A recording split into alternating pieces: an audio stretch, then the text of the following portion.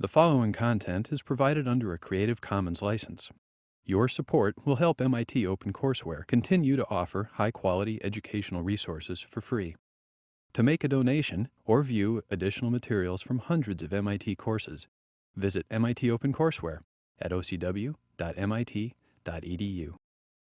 Good afternoon.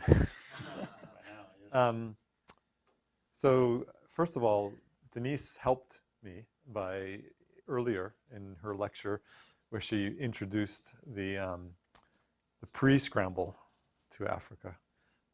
By just using the term anyway, helped me in the sense that mine is sort of right after the scramble I'm going to be talking about. And what I've chosen to do is actually present 3 vignettes. They're not case studies, because I think a case study would be something more analytical.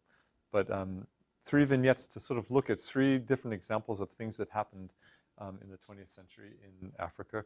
Three very different things. The first one being an example of colonialism, the Italians in Asmara in Eritrea. And the second one is a kind of, it's actually not really a specific place. It's not really Algiers. That's a kind of code word for Le Corbusier and what follows, meaning Siam and Team 10 and things like that. And it's really, if the first one was about exerting something over a place, the second one is more about the experiments that began with Le Corbusier, but then evolved into something I think that became much more specific to the place, meaning what his colleagues and his students learned about Africa and what followed that. And then the third one is something from within, something that developed from within. So if the first one was from without, the second one was more experimenting and eventually having a connection with within. The third one is something that evolved from within. And we'll talk a little bit more about how when I first discovered or started to look at tuba, it was to me something inconceivable. I had no idea that something like this existed, but as I went further into it, I realized that I knew more about it than I thought. So anyway, as I promised, I'll go quickly. So we'll go from east to west, first to Asmara, then to the mythical Algiers and other parts of Africa, and then later over to Somalia, to Tuba. This is, I was trying to debate which one would work the best, so this is the second map. I thought it would be important to start with just a map showing the colonies and where the Europeans had sort of occupied themselves, the Italians in this upper area near the Red Sea, and moving along to a map of its location, Eritrea's location in Africa, and then Eritrea and Asmara. This is the landscape that one would pass through going from the sea towards Asmara. Asmara is 2 kilometers above sea level inland. And when the Italians first occupied the coast, they found that the weather was not satisfactory to their liking, so they moved further inland and found Asmara to be good. Also, there was fertile soil there, and the rainfall was good. So it was first thought of as the possibility of creating a self-sufficient agricultural land. And this is the city it became. That evolved, of course. The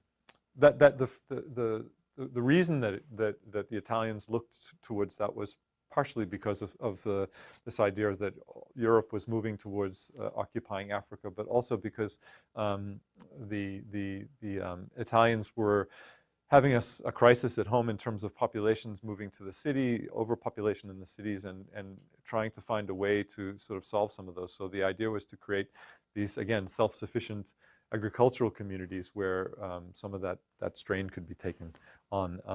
But it began, this is a map from 1895, and it shows the early settlement of Asmara by the Italians. And primarily, a lot of these other indications on the map are, in fact, smaller villages that were already there. It began by one military fort that was built, Campo Cintato, which was built in the sort of center of this area that's shown on the map. Um, I just wanted to note on this one also this trade route. This is a caravan route that goes from the sea inland and connects to more inland towns and villages. Partly because of the fact that it shows that Etruria was already on some kind of a communication network, but at the same time, it also it had a part to play in some of the overlays that happened in terms of the Italian plans. So here's the first real urban plan. This was when the city went from a sort of little military encampment to a more urban or towards a more urban development. This is 1913, and it was done by an Italian civil engineer. And you can see the sort of core of the city. Some of this was built, and then the extensions on either side of that core. And then also you can notice in certain places villages of indigeni, which is the places for the inhabitants. And in the next couple of slides, we'll get into this sort of issue of segregation. Actually, this is the one.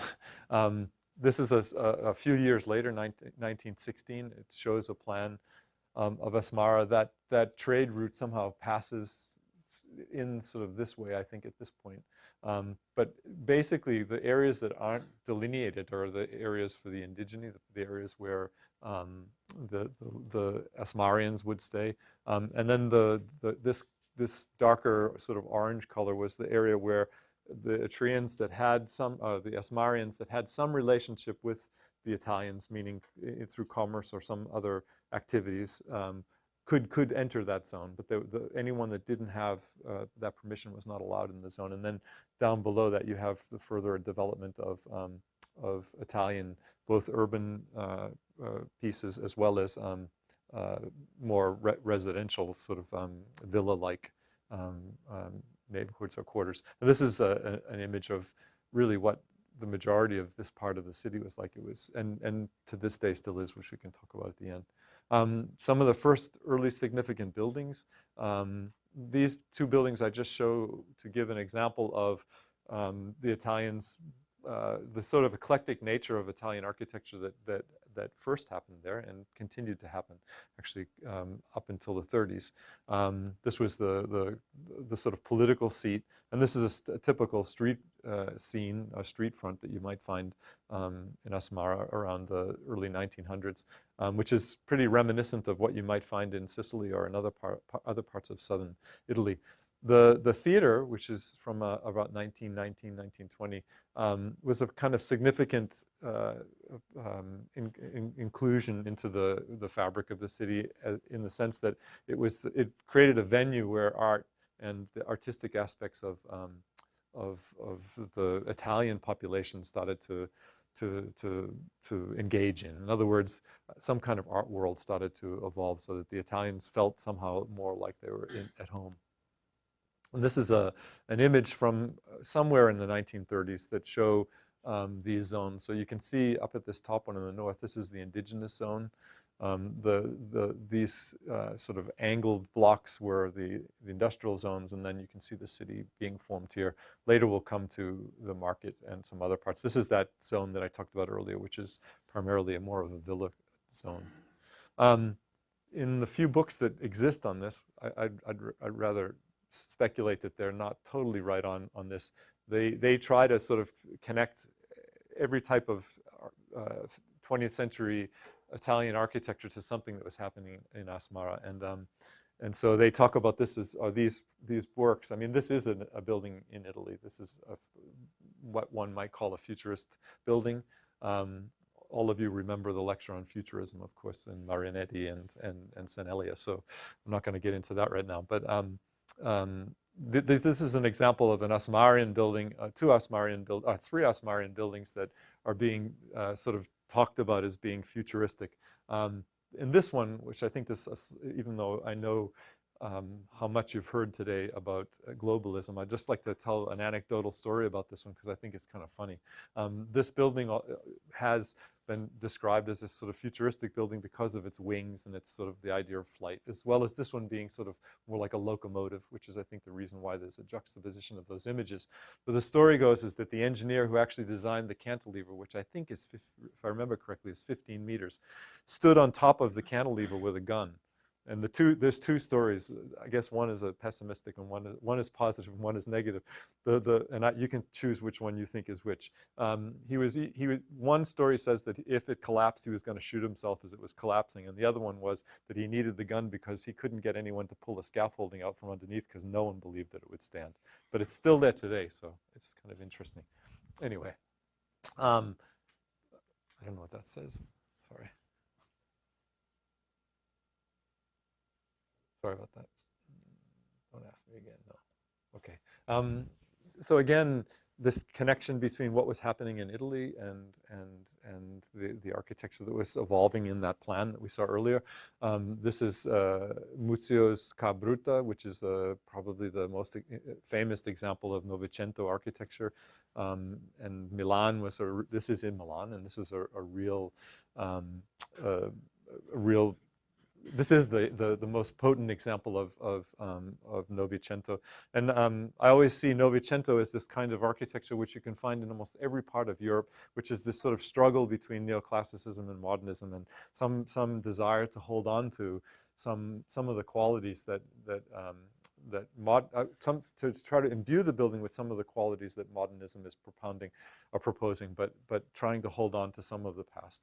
And obviously the name came from the locals and their attitude about it. This is a building that I have a little movie about, I know, I promise I'll try to get to it quickly. But this is a building, this is Cinema Roma, which is also of Novecento. So now I have to do Alt, Tab, oops, Alt, Tab. Oh, here we go. So you'll see it like this. I think this is an interesting clip because it talks about the cinema, but it also talks about this issue of segregation that I talked about earlier. Video removed due to copyright restrictions. Okay. At the same time, or shortly after in Italy, modernism had taken seat, and the term rationalismo or rationalism started to take hold. This is Giuseppe Tiragni's Casa del Fascio in Como. This is its site. I think this is one of the early drawings of it. And one of his most famous buildings, this is also Tiragni in Como, the Novo Common. There's a kind of very close parallel to this building that was built some years later, obviously, in Asmara. But it seemed like that Asmara was this kind of blank canvas that allowed, or the safe zone, I should say, that allowed Italian architects to experiment with things that which was far more complex in the urban setting of Italy. And there's some more examples of architecture that falls into that category of rationalism. Video removed due to copyright restrictions. So this is Palazzo Valletta. In the courtyard that you just saw in the plan, very reminiscent of some of the rationalist buildings that you'd find in mainland Italy at the time. And there are hundreds and hundreds of these.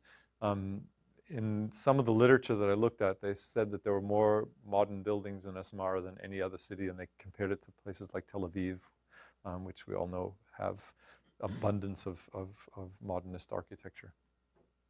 While all of this was happening, Italy was changing as well. In 1922, the fascist party took over, and Mussolini had different designs on Asmara.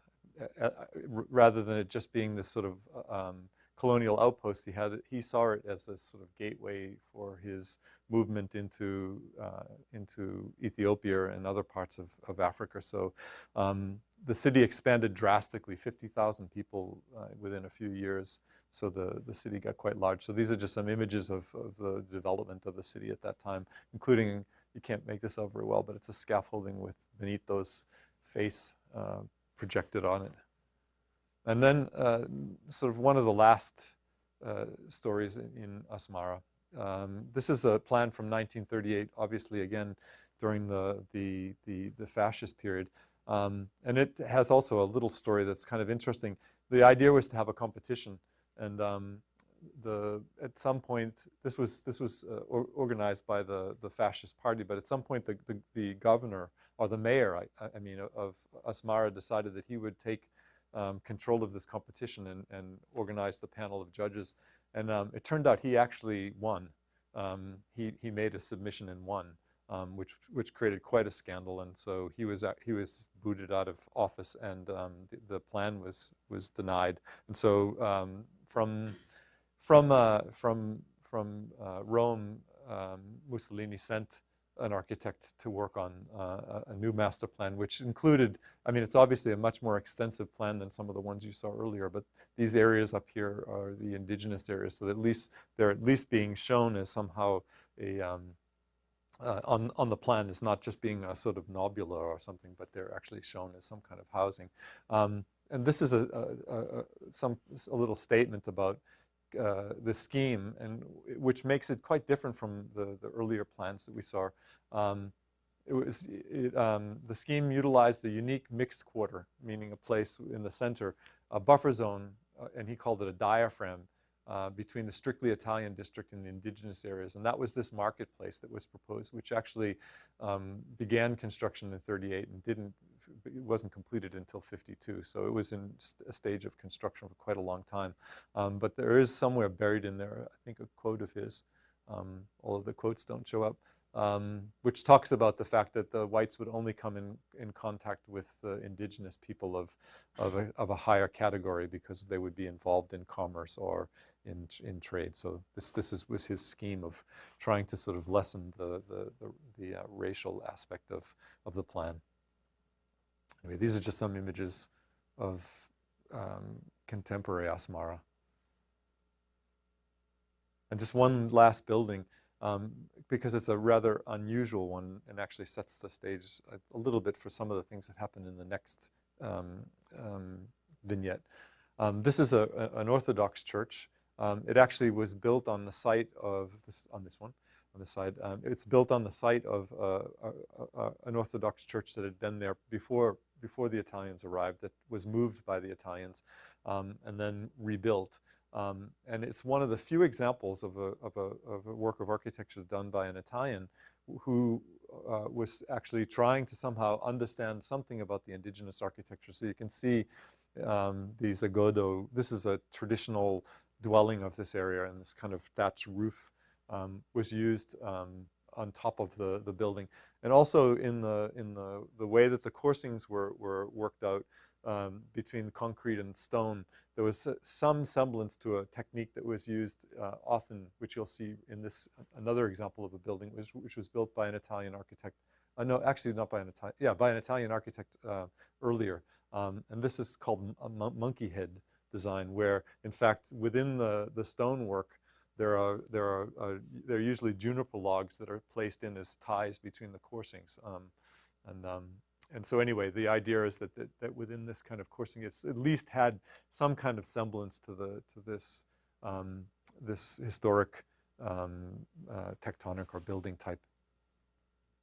So that's vignette number one. It's meant to sort of spark your interest in Asmara. I think if the discussion would continue on Asmara, it would be interesting to talk about how the Asmarians have taken over the city and how it's become a city, their city.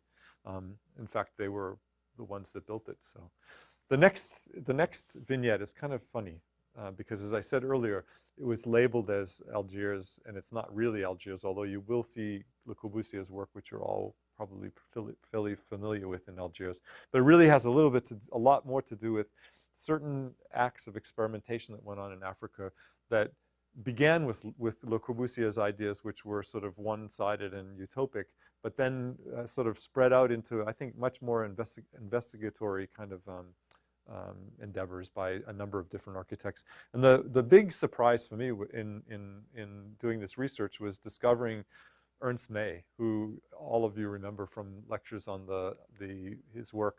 Actually, we'll back up or go forward a little bit. His work in Frankfurt, and also this project, which I think was one of the projects that he was in the process of working on around the time that the Nazis took control, which basically made it impossible for him to return to Germany. I don't understand completely how he made his way to Africa, but he stayed in Africa from 1934 to 1953, and his activity there was pretty significant. So this is a sort of introduction to this part, but I just want to show it to you quickly. He worked in Tanzania, he worked in Kenya, he worked in Uganda, and I'll show you some of the projects that he worked on. And if you remember the Siedlung in Frankfurt, which is exactly just to go back to this image, is exactly the reason why Siam 2 happened in Frankfurt. It was because of the Siedlung. So all of these people descended on Frankfurt because primarily of the work that Ernst May had made there. And then, just some few years later, he was in Africa. So anyway, this is just to give you some examples of that work. This is one of the first projects that he worked on when he arrived there, partly because it was something that he worked on for himself, but it was also something that he was constantly looking at prototypical projects, which we'll see over and over again in some of the other architects' works in Africa. And this was for a farmstead in Tanzania from 1935, and it was using a concrete frame system, which was something that hadn't been used at all in that area prior. Here's a building that he did just a few years later in Nairobi.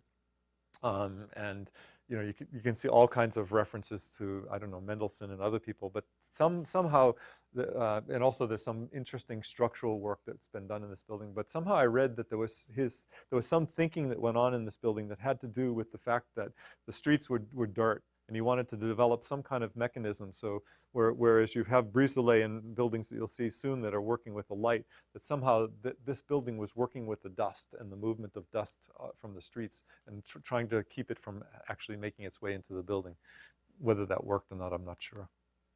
Another example of some of the things that Ernst May was working on, this is a prototype of a construction. I don't know if you can see it well from there, but it was a concrete construction of a hook slab system that would create this kind of almost Qantas hut type architecture. And he also worked on the expansion of Kampala in Uganda, the capital.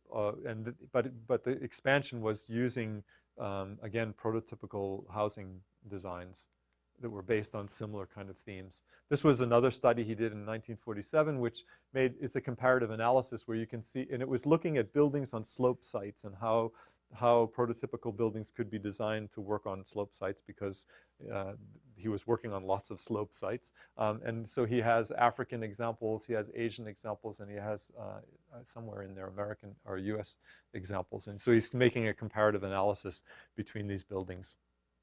And then a couple sort of fairly significant works. These are both done for the Aga Khan. One was a school in Kenya. They're both in Kisumu, in Kenya. Both around 1950. This is a early childhood education center and a clinic.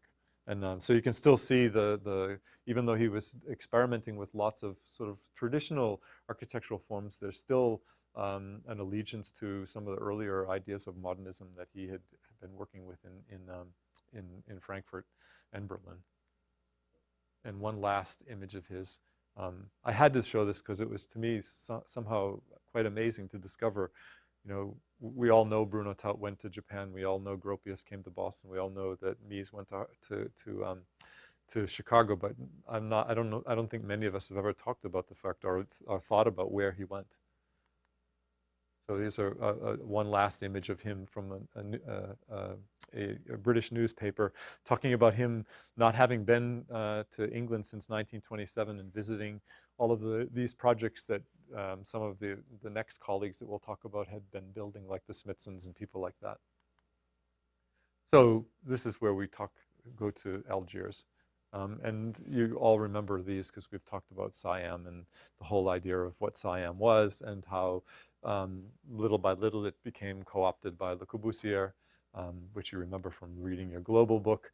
And then also about around, I think this was Siam, I forget which one, 1948, Siam 7, I guess, with this whole idea of the grid, this way of presenting material, presenting architectural ideas in a very systematic way. And I show you this only because of the methodology that's used, and this has to do with those standard zoning terms, which I can't read right now, but housing, communicating, working, and recreating. So those 4 very simple kind of ideas that Le Corbusier was interested in. This is just an image of the sort of systems that were happening. Although this next group of people were dealing with colonies in Africa, I wouldn't put them in the same category as what went on in Asmara.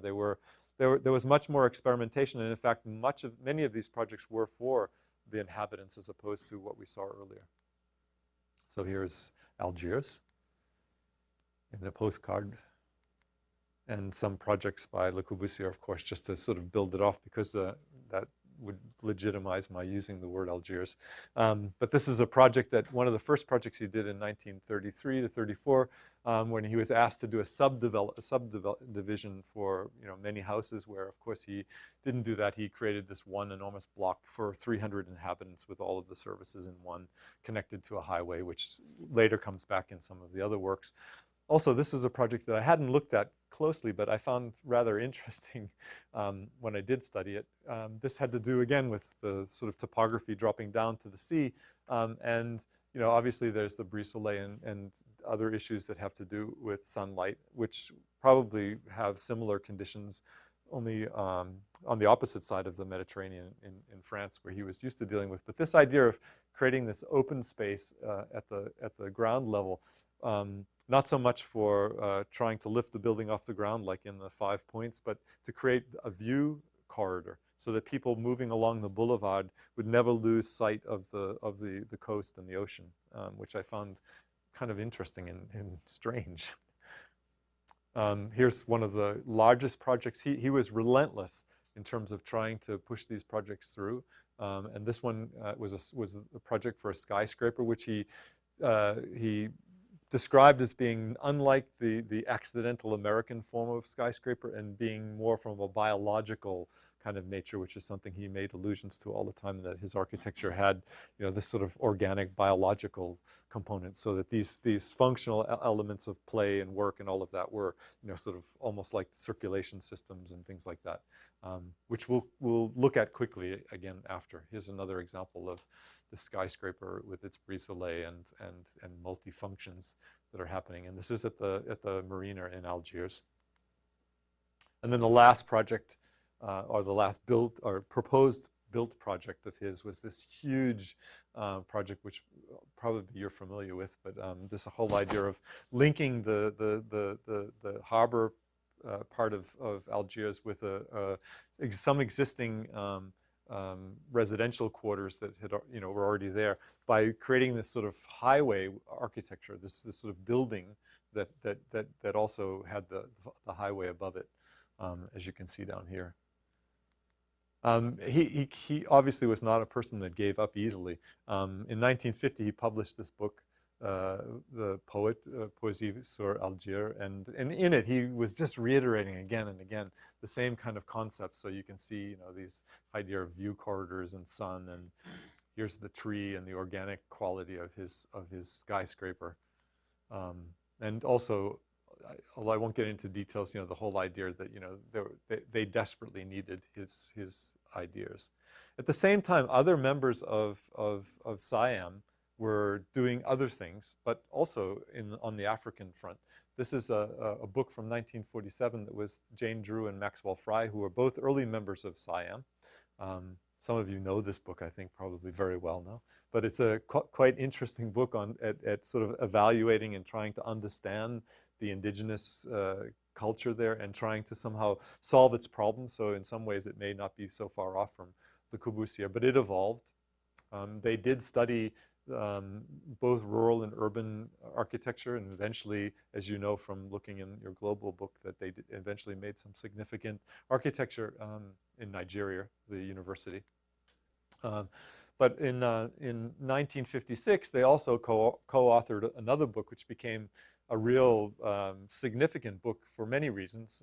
One, because it became a kind of handbook about how to make architecture in places like Africa and South America and other tropical zones.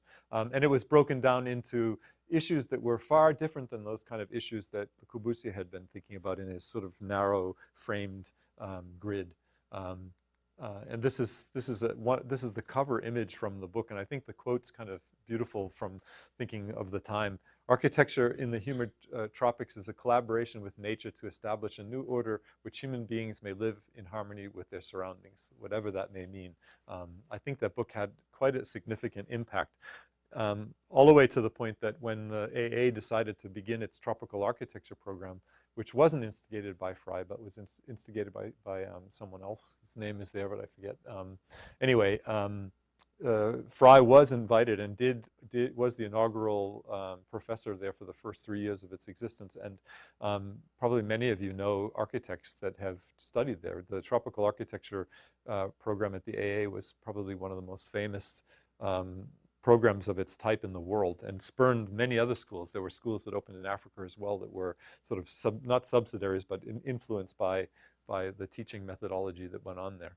And many architects from England as well as from the Third World studied there. So back to Le Corbusier just for a second as a kind of another point to sort of move away from. Unité, which is a later work after even this publication that you just saw earlier, from 1952. Here's the grid that was shown at Siam 7, which was done by an architect named Candillis. And so I show you these images also because both Candillis as well as Woods and Josic, who eventually will show up in these, who are students who are working with Le Corbusier on the Marseille block. Here are a few of them on the roof during construction. They are in many ways much like the Smithsons and a number of other people. They are members of Siam near the end, but they are the ones that sort of jump ship and turn Siam 10 into Team 10. And so they do become significant Team 10 players. So here's some work by Candillis, Josic, and Woods, and some of this is them, competition being judged by them, a church that they designed in Morocco in 1952, some housing in Algeria. So Algeria does get validified, minus Corbu, in 1954. And some of the things that they're looking at are not unlike the things that we saw in just briefly, at least in the words that were written in the introduction to Maxwell Frey and Jane Drew's book, that they were looking at these kind of things maybe in a somewhat different way than the sort of single-minded way Le Corbusier had been. For example, the movement of air between units to keep coolness, to keep the units cool during certain times of the year. So they were dealing with sunlight and air and things like that. And also, even though this is a jump for us today based on the fact of, sort of contextual thinking, the idea that this building steps like this was trying to respond to the topography, so that the fact that the external, the external movement system on the building is somehow dealing with. But I mean, if you think about it, it's from 1953. It's a beginning. It's a beginning. It's somehow moving away from a rigid way of thinking. And just a few last images of some projects that they worked on. This actually, I show you this one because this is a real project that they worked on, reconstructing an indigenous neighborhood in Algiers, which ended up, well, you'll see it later, it's ended up on a board that they created for the first Team 10 conference. And just some more validity, something to add some more validity to the statement that I made earlier, that there was experimenting going on that went beyond, was looking at what was happening in Africa as opposed to imposing on it what it believes might be the right thing, as Le Corbusier was. And so you can see in some of these examples of these drawings that they're closely studying the way architecture exists in these places. And so this is from, actually this is Siam 9, so it's the beginning of Team 10, so it's before Siam 10. But here's Allison and Peter Smithson's board which had to do with the streets and the life of London, which was something that had never made its way onto these boards in such a fashion. So it was pretty radical. But below that, we have the one by Candelis, Josick, and Woods, which also, I know you can't make them out, but there are all these, you'll see this image in a little while, all these images that have to do with indigenous architecture and how they could take and learn from that indigenous architecture. This is one of those images where they're showing, sort of everyday objects used by the people in a sort of collage with some idea of building a housing footprint.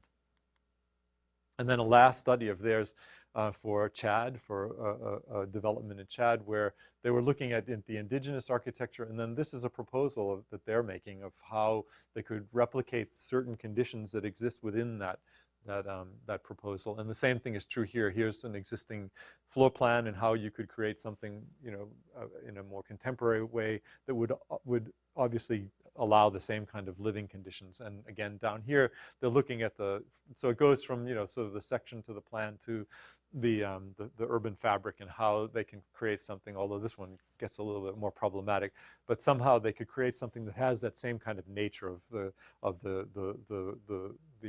streets and courtyards that were typical of these areas. Which leads me to probably the reason why I actually engaged this study in the first place, which was how I was interested in fact, how architects were learning from Africa and bringing their work back to Europe. And so here's a photograph by Jorn Utzon from 1947 from Morocco, looking at these works that we've seen already in other people's presentations and trying to understand something about the courtyard structure that was inherent in these. And then himself, he was invited there by family because he didn't have any work in 47. So at that point, he made two proposals that were single sheets, one page. One is for housing, which we could talk about some other time, in Morocco. And the other was for a textile factory, which, if you know Utzon's work, the sort of roofing system, the sort of way that he dealt with roofs and things like this are all sort of in their incubation stages in these early drawings, but also very much, I think, influenced by this idea of going to this place. This is the beginning of, I think, what maybe Frampton calls transcultural, or this idea of drawing from another culture and using it within your own. And then just to show you Kingo housing, which you all know from talks earlier from Denmark, the courtyard house in the Danish landscape. And then another project done by a public agency in Casablanca, trying to create, similar kind of quality to the fabric that pre-existed in this kind of courtyard structure, and obviously, more using materials and using contemporary materials and other contemporary ideas. So that's vignette 2. So you're still awake. Good. So this one's kind of a funny one. It's the best I could find, but if it's wrong, I apologize. But it's meant to talk about the movement of Islam into North Africa. So I'll move it quickly, so I don't have to. If it's bad, I apologize. It was lack of not being able to find something else. But this is the one that fell on me, partly from our main inspiration in this room. And this is showing the Touba in Senegal, a place that I had absolutely no knowledge of prior to doing this, and it's become quite fascinating. Here's the Google Earth image of Touba, and you can see the central mosque and the Pek, which is the central square inside. You can also make out, and we'll talk more in detail, but that's not too much, about some of these axial streets that come out, and then you can't make them out yet because it's not far enough out, but there's also sort of a ring that wraps around it. This whole enterprise, which is probably the most shocking aspect of it, is the mosque was finished in 92, I think, and the city, none of the construction of the city happened until after 1924 or 25, something like that. And if I can call him Bamba, this is the founder. He was a Sufi cleric or teacher who spent a lot of time, and you'll see in a little while on a map, a lot of time traveling off into different parts of the region to meditate, and had visions of the city, and believed that it was his mission to create this city, and so it's quite amazing that someone that was born in the late 19th century, eventually he wrote enormous amounts. Some song I heard said that he wrote 7 tons of pages. So he wrote a lot, and in a lot of that writing is some of the indications of how this city is to be planned. The other thing that's interesting about his life, which I guess this is the Babo. You may be able to pronounce it better than I can, but baobab, right? Baobab tree, which is, you know, a tree you find all over Africa, but is a significant tree in this region, and also we'll come back to it, but is the tree that Bamba meditates under. So also in Sufi cosmology, there's this diagram that describes the material world as being the sort of Euclidean rectangle down here, and this diagram itself is showing Tuba is at the center of it, and the tree becomes, and this is this tree that Bamba meditates under, becomes the sort of centerpiece of that, and as you can see, the whole cosmological construct of the Sufi ideology or cosmology is there. And anyway, I just read this. The cosmology of the world tree. Tuba, the tree of paradise, is but one manifestation of the tree of the world, postulated by Sufi theosophists. The world tree is a cosmological construct that aims to explain the created universe and its relationship to the creator. This diagram attempts to situate the Sufi city of Tuba within this cosmology, but it can only begin to approximate the spatial relationships involved. Space in the imagined realm of the malakut, the spiritual realm, is not confined within the Euclidean grid of this diagram. So here's the theoretical grid, or the theoretical construct that it's created within, and here's the physical reality. So it begins with this grid plan, which is related to, I'll move to the next one because we have another thing to read. The design, it has a distinctive design characterized by the co-joining of elements of the square and the circle. The square element consists of a grid more or less aligned to the, again, Qibla? Yeah, which is obviously the relationship to Mecca. It signifies Muslim space where earthbound quotidian daily acts are aligned with the straight path of Islam. The circular element, which consists of radiating avenues and encircling roads, acts as a vertical dimension to the design. It signifies Tuba as as a place of transcendence where life on earth connects to the overarching cosmological reality represented by the world tree. The centrality of the great mosque in the center, and the lampfall, which is the name of the tallest minaret, which we'll come to in a little while, as this vertical marker of these two coexisting geometries. So anyway, this is a bit backwards, but this is the map of Bamba's travels. So he actually was born somewhere in Mabake down here, and traveled in this region, meditating and having these transcendental experiences.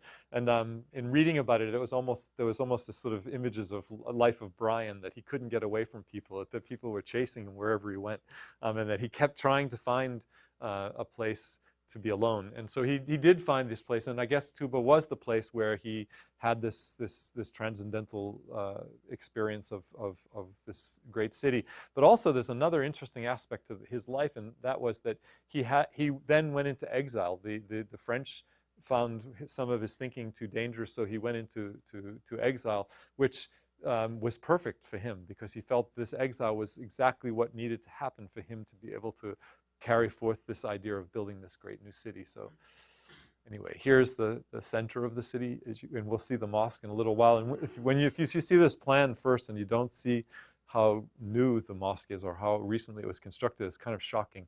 But here's the center of the city. So this is the Pek, or the Penk, or the central square of the main part of the city that's connected with the cemetery, which is also considered a space of transcendence. And it also has a number of other significant buildings around it.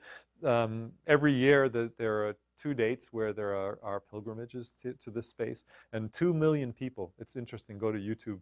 There are all these pictures of people in cars and buses and vans on their way there, but 2 million people go to this. And also twice a year, women are allowed to go, which is also kind of interesting.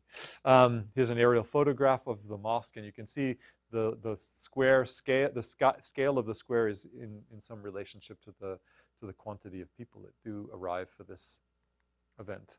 And this is just a sketch that was in a book I found of this tree, and which is absolutely, unfortunately, is no longer there, but it's actually right at the edge of the cemetery, and it had a significance that people actually would go there and carve their names in the tree, which unfortunately probably killed the tree, as from what I read, because that by making connection with this tree, they were making connection with the divine world.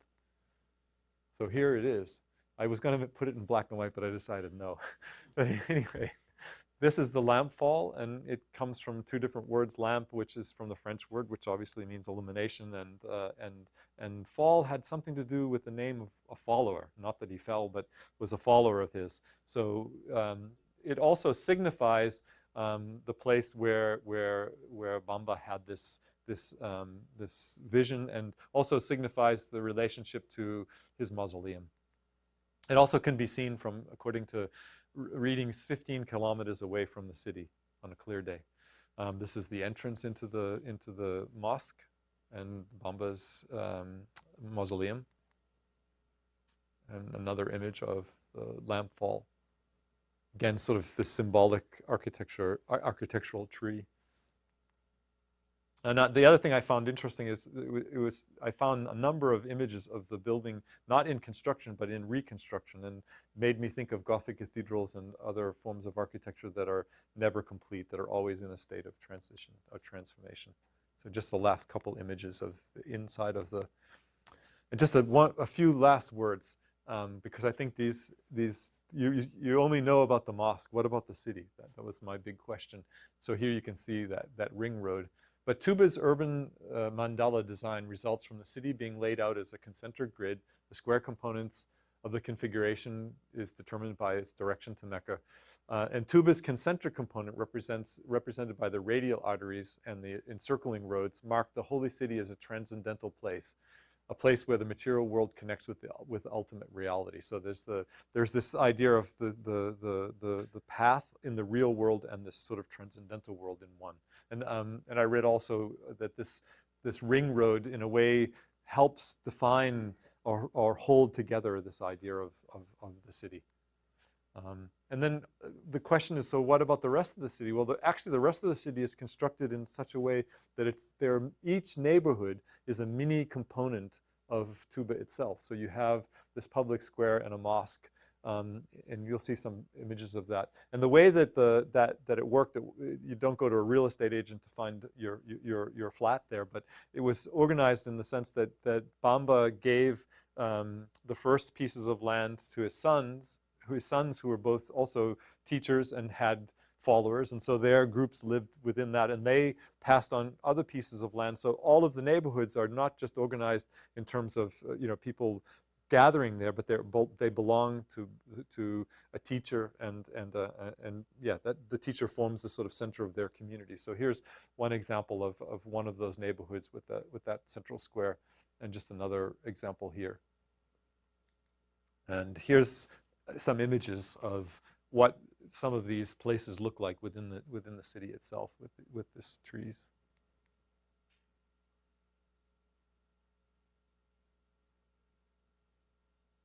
And then I think I've already said this, but the last couple images are really about the aspect that, this one is, let me just go back a second. This one's kind of interesting. This limit of special status has to do with the actual political, economic reality of the city. It's not it's hierarchically organized by the clerics, but it's not a political system, and so everything is done through a sort of series of I don't know what the correct term would be, but sort of pecking orders in terms of who makes decisions about what. But they have complete control over the center of the city in terms of the Senegalese government. They deal with whatever the Senegalese government cannot tax them. There's no alcohol or cigarettes or any worldly things that are allowed within that circle. But also, it's completely under their control. It's fairly unheard of from my readings in terms of a kind of political entity. And this just to show you a kind of shocking thing, if you haven't never heard of the city before, that in 1912 there were 300 people there. In 2002 there were almost 421,000 people, and the projection that there'll be somewhere near 1,300,000 by 2019 is kind of an extraordinary revelation.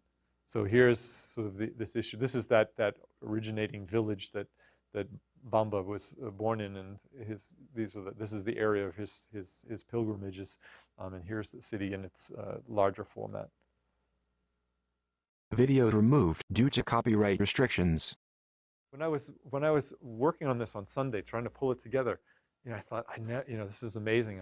This has been wonderful to learn about this place I know nothing about. All of a sudden, this image came to my mind of Yasu Nador, who's an extraordinary musician, all of you probably know. But I went to my CD collection and pulled this CD out.